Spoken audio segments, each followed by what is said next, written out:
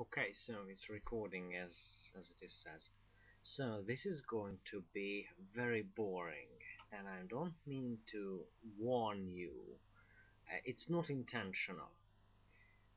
I just wanted to tell you this because if you're not really interested in the stories of socialism and generations, and if you're a psychologist, uh, then you probably will be very, very bored because this occasion, I want to talk about the effect of socialism on society and on families and on the life of people who live in it. So, first of all, when socialism came to Hungary, it came by force.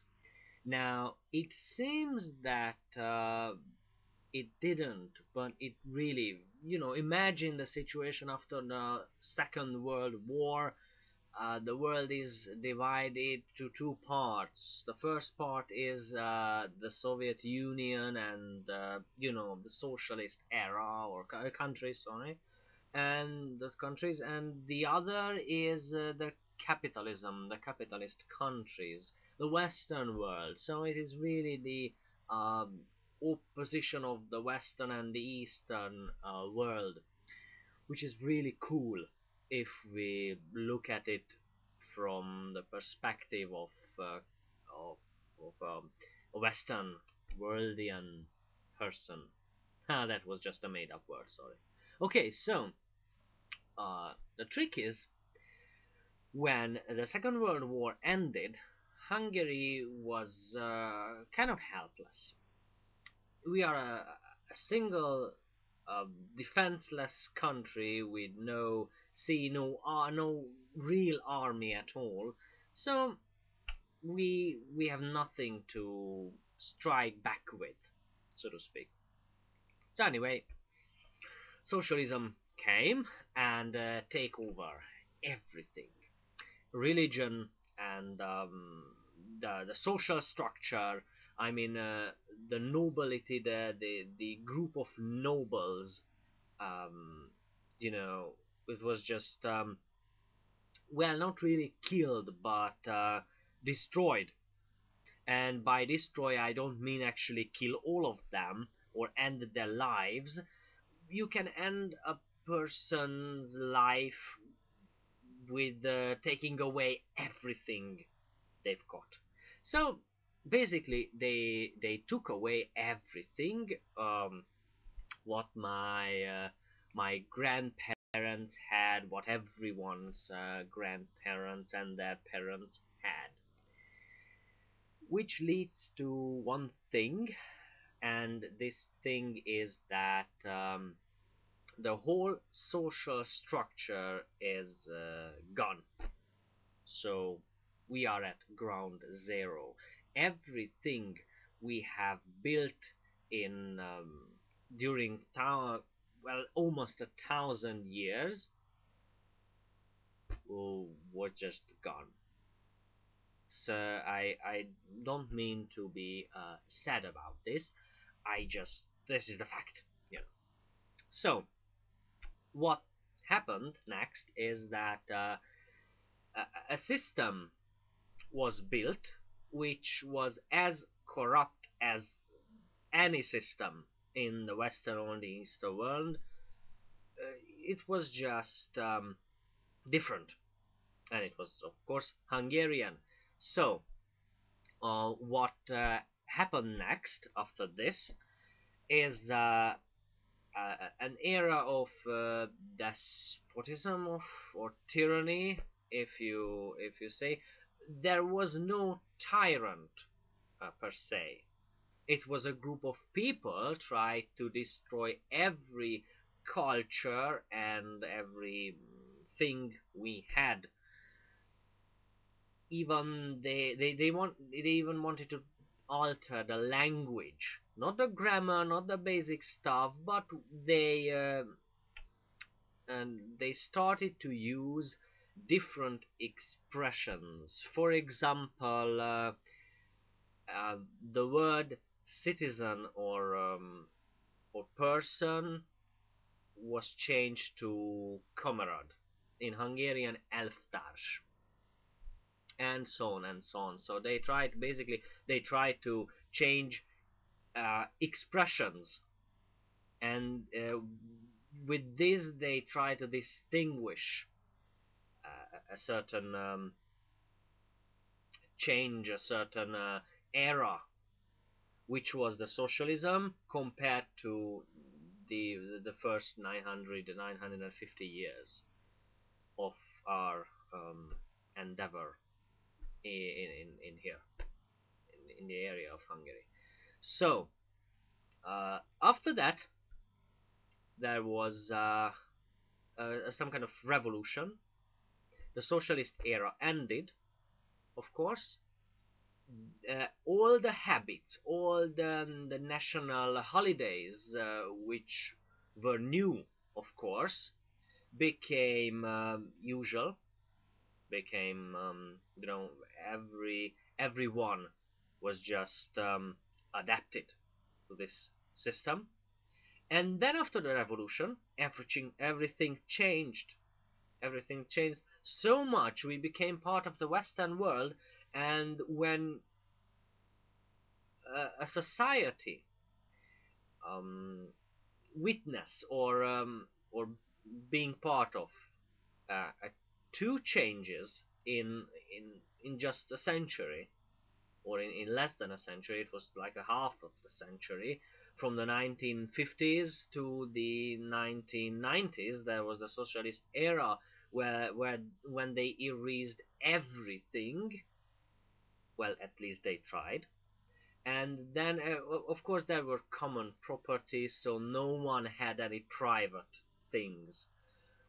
And of course the law was changed, so you could not have private property.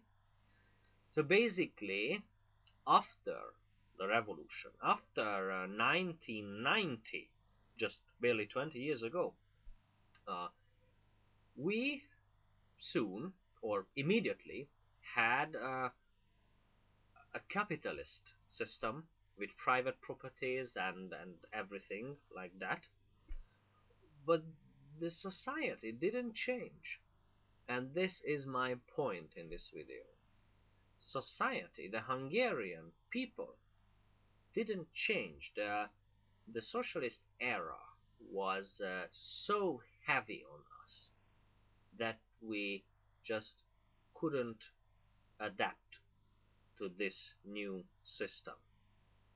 We compensate. It's like we've been in a prison for half a century, and you know, when you get out of a prison, you start murder and mayhem. Well, if it's you know, encouraged or let by the law. And of course you could not enforce any law on a society. I mean, if you are just one person being set free from prison, from you know, captivity, then you could be forced to be a law-abiding citizen. But if you're 10 million people, you can't be. I mean, our government is desperately trying to set everything, but even our government is, well, let's say it's a little bit corrupt. It consists of people who raised in captivity, because I'm um, I'm young enough not to live in the socialist era for long. My the first part of my childhood was in that sorry, on that time, in that period of time, and then everything changed, of course. But you know, next time I'll be talk about socialist market, you know, economy and stuff, and you perhaps you'll see that how different to live in in a socialist economic system than in a Western. But that's not my point. That's just you know something I will talk about. What I want to talk about right now, what I've been talking about for the past, I don't know, 10 minutes, is that even if the system, the name of the system, changed from socialism to capitalism, we couldn't. It's like an emotion. You you cannot erase it, or you cannot recall it. You cannot recall an emotion in an instant. It has to build up.